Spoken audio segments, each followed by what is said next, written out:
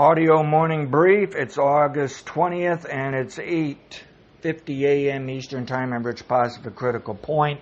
Little update. We are working on posting the weekly update for the stock market. It's about 35 minutes long. I start out with a list of super cycles and walk you through what's going on for the rest of the century, at least into the end of this decade, and then I go through the long-term scenarios of what's going on for this decade and the major twists and turns along the way.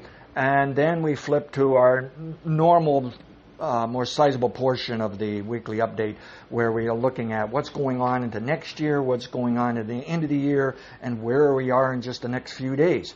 So here's what we got, at least on the short-term side. It looks like this is nothing more than a level 3 downtrend that got carried away, and it has to do with the fear of taper. But I got to tell you something. I don't know if people are really that fearful of taper. They were just looking for excuses to take profits because we've had such tremendous profits this year that they're just nervous of giving anything back. A little bit of an overreaction, a little too sensitive to prices, a little too sensitive to the news. I don't think many of this geopolitical stuff and the infrastructure matters that much yet, but they may continue to be nervous into September just because of the Federal Reserve debt ceiling, because of actually starting taper maybe September or later this year. What really is knocking this market down isn't actual fundamentals and economics as much as it is the internals, the money flow, the positions.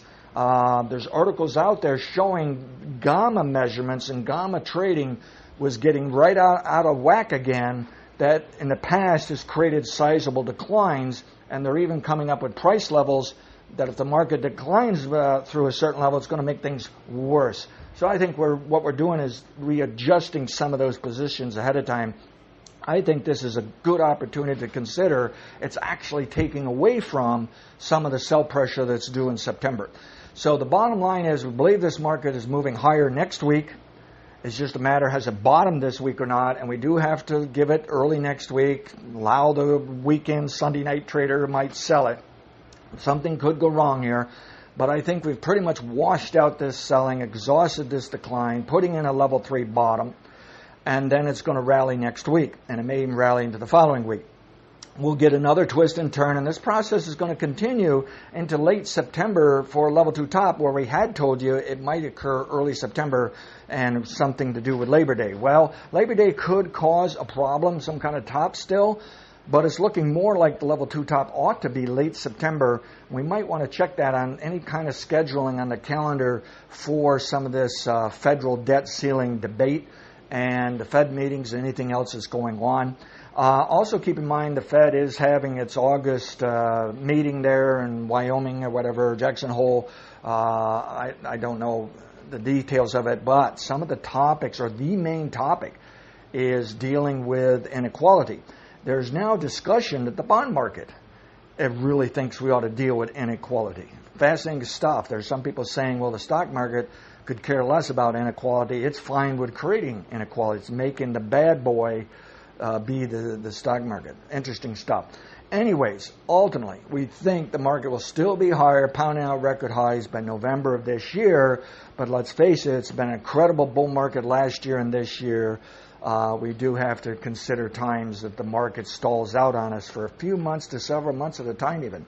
But our best forecast is bullish into sometime next year, and we show that on this weekly update. We give you the upside objectives, the new upside objectives here, to get in line with what we think is even a faster, better economy. Even though some measurements will start slowing down, like the PMIs, the economy is still going to grow. It's larger and larger increments here this decade and into next year for that matter.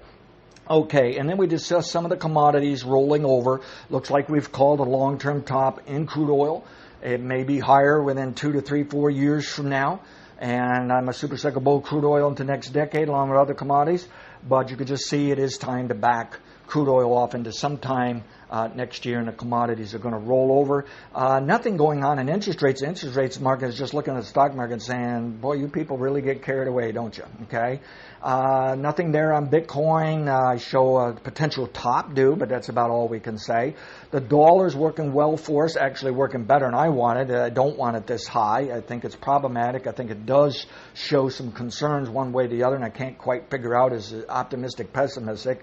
Anyways, the dollar's probably going to stay up through September even, and I don't really have good upside objectives for it. I'm just kind of following the trend.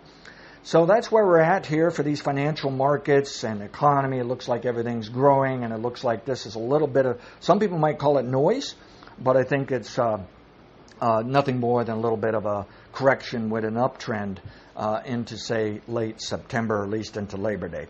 So I'm assuming we're going to get some rebounds. The rebounds may not be as strong as what we've seen over the last 12, 15 months.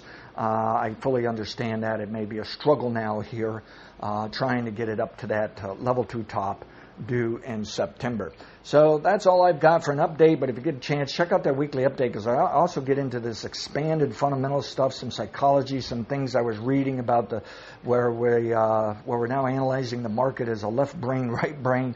Fascinating stuff. It kind of proves my point of something of habitual and routine task type trading investing here that connects all the dots that we see on our charts. It better explains the overall market and the day-to-day business of the market, and it also explains that things like the Federal Reserve only add or take away of a market and economic expansion. The same with business, government, that it really is we the people and business and consumers.